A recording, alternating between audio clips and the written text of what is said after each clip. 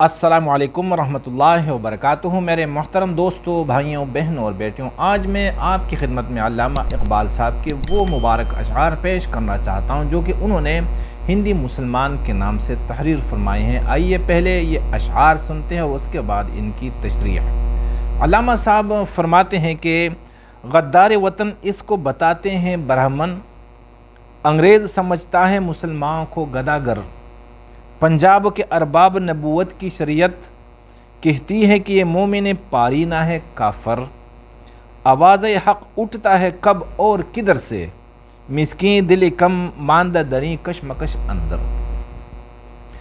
मेरे मोहतरम दोस्तों, भाइयों, अल्लामा इकबाल साहब हिंदुस्तान के मुसलमानों की किस्मत पे रोते हैं और फरमाते हैं कि गद्दार वतन इसको बताते हैं ब्राह्मण। जो हिंदुस्तान के लोग हैं, हिंदू हजरात, वो हिंदुस्तान के मुसलमानों को सिरे से हम वतन मानते ही नहीं। वो तो उनका तो ये तासुर कायम हो चुका है कि हिंदुस्तान के मुसलमान ये हिंदुस्तान के गद्दार हैं, ये हमारे दुश्मन हैं।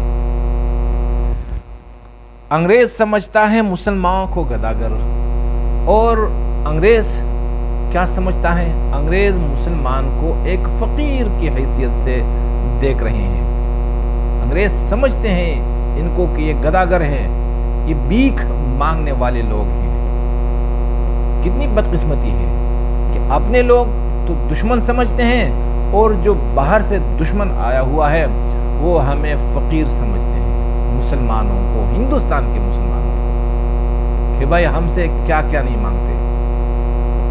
ओहदे मांगते हैं, जागीर मांगते हैं, सीटें मांगते हैं। फिर फरमाते हैं कि पंजाब के अरबाब नबूवत की शरीयत कहती है कि ये मोमिन पारीना है काफर। फिर हमारे हिंदुस्तान के अंदर की जितने भी फ़िरक़े हैं, यानी इसका मकसद ये भी हो सकता है कि कादियानी लोग, क्योंकि गुलाम अहमद कादियानी ने नबूवत का दावा किया था, झूठी नबूवत थी, क्योंकि हुजूर पाक सल्लल्लाहु अलैहि वसल्लम आखिरी नबी हैं। आप सल्लल्लाहु अलैहि वसल्लम के बाद कोई नबी नहीं आएगा, और जिसने भी नबूवत का दावा किया वो कज़्ज़ाब है। तो उसकी तरफ भी इशारा है। और जितने भी फ़िरक़े हैं हमारे हिंदुस्तान में, वाह वो वहाबियों का फ़िरक़ा हो, शियों का, कादियानियों का, और इनकार हदीस या कोई भी फ़िरक़ा,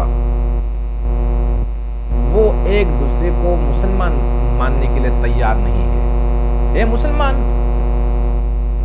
शिया कहता है कि सुन्नी काफिर है, और सुन्नी कहता है कि शिया काफिर है। कादियानी तो मजमूई तौर पर सारी उम्मत का ये फैसला है कि काफिर है।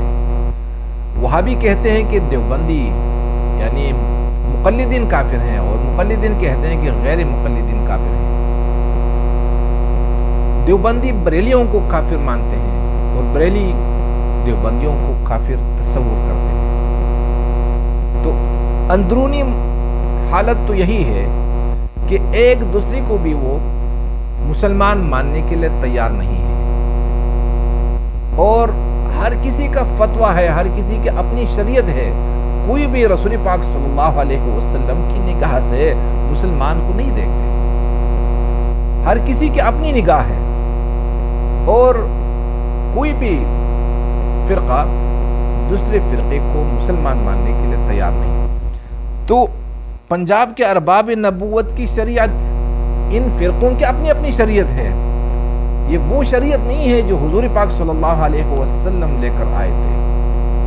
हर फ़िरक़े की अपनी शरीयत है, और इसी वजह से वो दूसरे फ़िरक़े वालों को मुसलमान तस्वुर नहीं करते।